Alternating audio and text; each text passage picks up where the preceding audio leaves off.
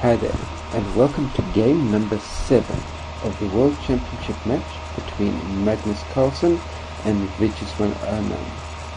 As we are now into the second half of the match, the players swap sides as far as who play white in the odd number games and who play white in the even number games. So this being game number 7, Magnus Carlsen has the white pieces yet again after his emphatic victory in game number 6. Game number 7 started very differently to the way the previous game played, where Anand played the Sicilian defense. Here we went into the Spanish opening, and instead of Carlsen playing d3 as he did last time, this time he went for the castling short, going into the typical Berlin Wall type of setup that we remember all too well from that infamous match between Vladimir Kramnik and Garry Kasparov many years ago.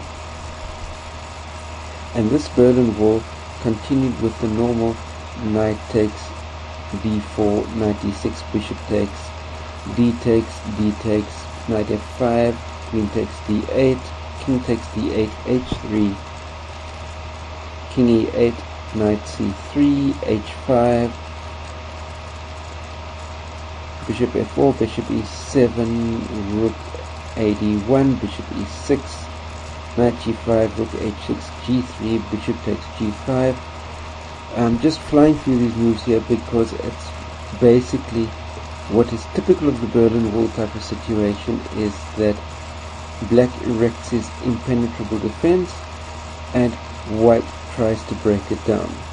And invariably you have, as you're heading in here through the elements of the middle game, is the drastic trading off of pieces, and then invariably what happens is in the end, with the pieces that are left on the board, the white has insufficient force left over to be able to crack open the Berlin Wall, and the games invariably end in a draw. And one of the key themes we can see that the game is likely to be heading that way is the establishment of the bishops of opposite color. But here the game continued with rook g6, h4, f6, e takes, g takes, bishop f4, knight h4, f3, rook d8, king f2, rook d1, knight takes, knight f5, rook h1, bishop a2, rook takes h5. And as you can see, it's an exchanging of blacks managed to maintain the factor of the opposite color bishops,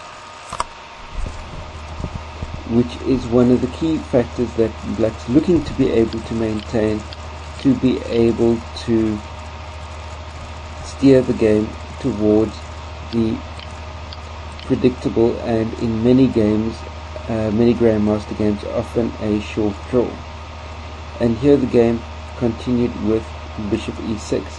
Now it must be said that the current position on the board has been reached already 3 times in the past, and each one of the 3 games in the past have all ended in a draw. So Carlsen, or should we say Team Carlsen, came up with a novelty all the way out on move 24 of the game to try and shake things up a little bit by playing g4, which then continued with knight d6, rook h7, knight f7. Now what it must be said here, and as you can see from the structure that black is creating here, is it is a fairly impenetrable fortress for white to be able to break through. After all, the queens are off the board, the dark square bishop doesn't really have a square to be able to get into, to be able to attack at the black king at all. So it's all looking really secure for Anand at the moment. And the game continued with knight e3, king d8, knight f5, and c5, which then effectively leaves the knight on f7 is more or less hanging at the moment. Oh, sorry, correction. If black had played bishop takes f5 and g takes h5, then in that situation that knight would be left completely high and dry. But in the game we continued with knight g3, and it must be said that up till this point in the game, Carlsen has been only taking about 2 minutes per move all the way through the game up to this point, because clearly he's still well within his home preparation, whereas Anand was completely out of his home preparation here and was needing to try and figure out everything over the board. So already at move number 28, Carlsen was already almost half an hour ahead on the clock, and that is a time gap that would eventually stretch out to 45-50 minutes on the clock, which we've seen what's happened to Anand in the past when he gets way behind on the clock. It invariably leads to major problems later on in the game. Here the game continued, knight e5, rook h8, rook g8, bishop takes e5. Here we're getting into the exchanges. F takes, rook h5, and bishop takes g4. Now this position once again is now slightly more interesting, as far as this decision of playing the bishop taking on g4 is the best practical decision that Anand could have taken in this situation. The endgames where he was not allowed to sacrifice his bishop already looked to be fairly dangerous. For instance, the option of rook f8, king e3, bishop d5, knight e4, bishop takes, king takes, rook f4 plus, king e3, rook b4, rook e5, rook b2, rook c5, b6, and rook c3, for instance, and white ought to win the pawn race of his pawns rushing up the king side of the board and be able to contain black's queenside pawns relatively easily. So, not getting into any of that, black played bishop g4, bishop taking on g4. Obviously, f takes, rook takes g4, so that's the swapping of the bishop for 2 pawns, which gets rid of those pesky connected pass pawns that white had on the king side of the board. Now what we effectively have is white has his knight and 2 pawns versus the 5 pawns on the black side of the board. But obviously the e pawn drops on the next move, making it a fascinating endgame of the knight and 2 pawns versus knight, rook and 2 pawns versus rook and 4 pawns. And the commentators in this situation believed that black had sufficient strength in his Berlin Wall to be able to hold the position out, and the game continued here with knight e4, rook h4, king e2, rook h6, b3, king d7, king d2,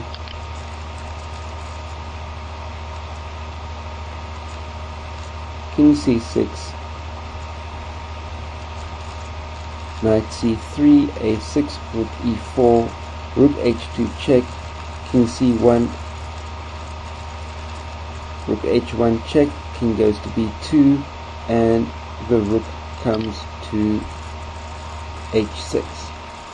And basically what you can say here is we've now reached the starting point of the endgame sequence, and the question here is how Carlsen is going to be able to attempt to make progress, because it seems like Black's only possible weakness is that pawn that's sitting off on c7 at the moment. So the square of d5 for instance would be a prime candidate for the knight, but things are definitely not going to be easy. And here we continue with knight to d1. The rook goes back to g6, knight e3,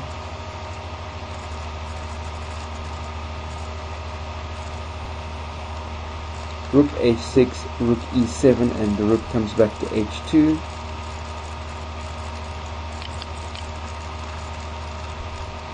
Then white plays rook e6 check, king b7, king c3, rook h4, king b2,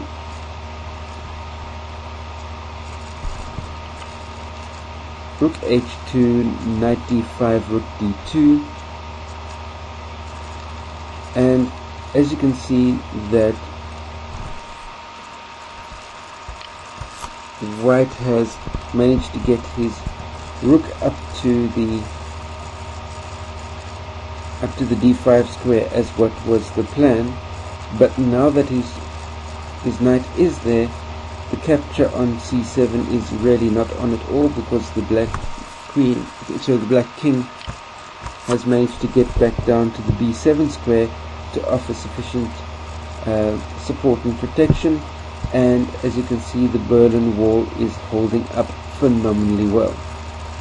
And here we continue with knight f6, rook h2, king c3,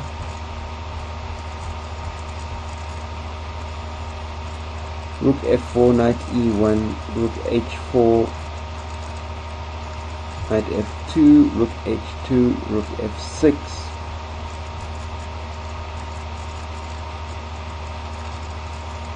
we've just had king d2, rook h2, the rook comes back to f2, knight sends his rook back up to h4, and now white plays c4.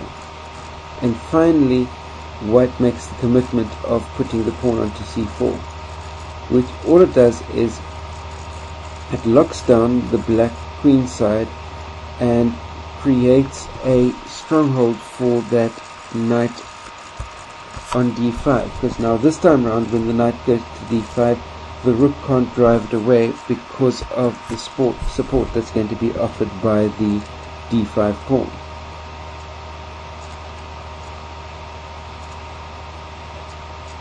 And effectively here Anand has got two choices. He can continue without moving pawns by simply shuffling his rook backwards and forwards, or he can try and set up c6 and b5 as a pawn structure to hold out his defenses. And here he continues with rook h3, white king goes to c2, the black rook comes back to h7, the knight goes to b2, and black's rook comes back to h5. And by playing the rook back to h5, what Anand is effectively doing is he's signifying his intention to set up b5 and c6 as his pawn positions.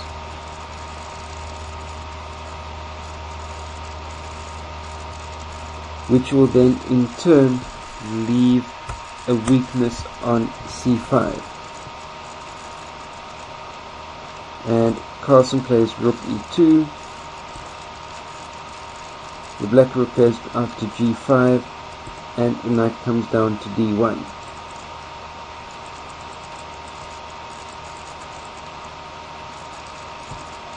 b5, as we mentioned, was going to be coming.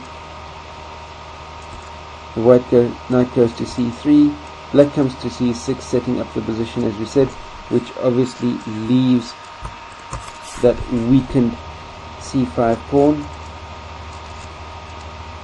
and white takes his knight out to e4, the rook goes to h5, knight goes to f6, the rook comes back to g5,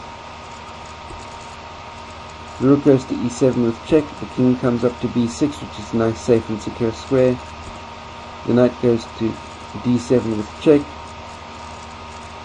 obviously the king comes out to a5,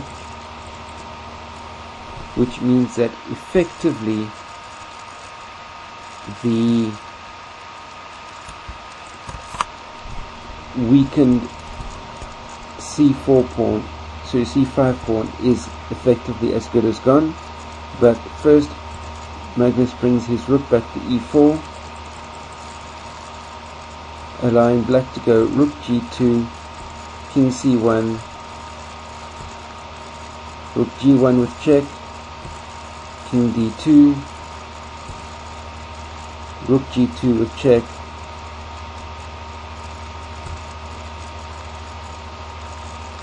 king e1, and now this is very, very well calculated by Anand, because now he plays b takes c4, because he realizes that now that the white king is on e1, this move works perfectly and he'll be able to extract the draw very, very easily. White answers with rook c4, rook g3, and now the knight takes in c5.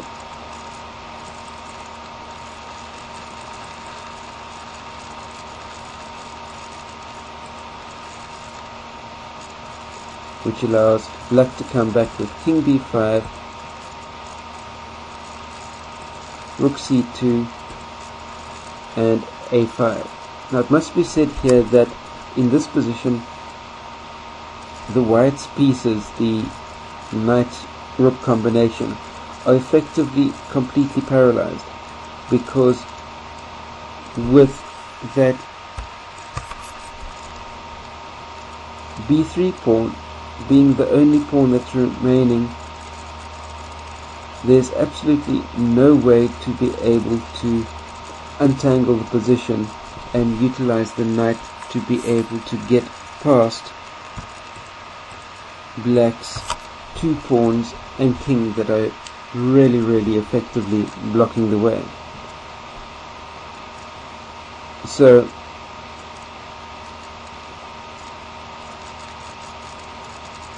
the king can't approach and get close to that b4 pawn to be able to defend it, with the king being blocked so far away.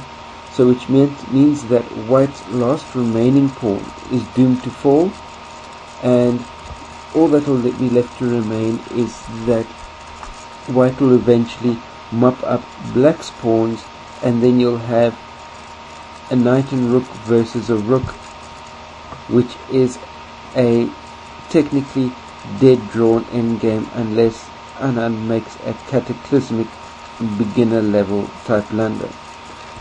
The game continued with rook f2, and I'll just zoom through these next couple of moves. We've got now black plays king takes b3, which drops white's last pawn, and with it effectively the last real chance that Carlsen had of winning the game. But it must be said that in this position, that as drawish as the position is looking,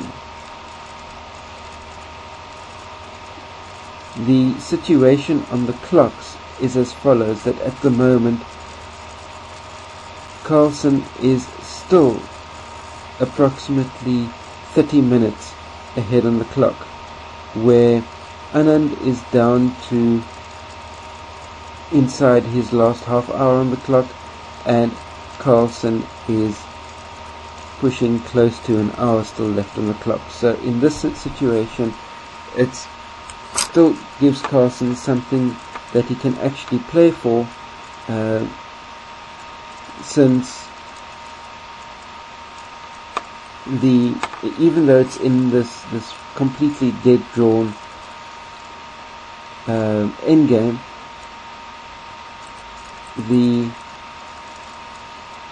and there's no ways of Carlsen realistically being able to win the position. It's putting immense psychological pressure. I'll continue my commentary as I'm just playing through the rest of the moves of the game without any commentary, because we are already in a completely dead drawn position. So as completely dead drawn as this position is, with the time pressure that black has placed on him, there is the psychological pressure, bearing in mind, will be incredibly exhausting. I mean, this game is pushing out towards 7 hours already, and for Anand that will be immensely exhausting. So Carlsen pushing on beyond now 100 moves in this situation, all it's doing is psychologically placing more and more fatigue on Anand, that's needing to come out tomorrow with the white pieces and try and claw back the deficit in the match. So here we are at move 104. Carlsen's just played king takes c6, and now basically,